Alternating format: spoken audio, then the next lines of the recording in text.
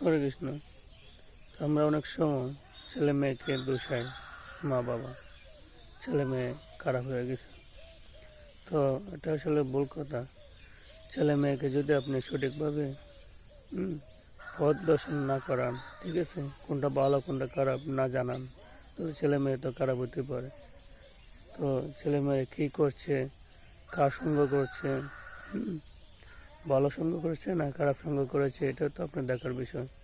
যদি আপনার ছেলে মেয়ে খারাপ সঙ্গ চলে তাহলে তো খারাপ হবেই, আর যদি ভালো সঙ্গ করে ভালো হবে। তো শাস্ত্রে বলছে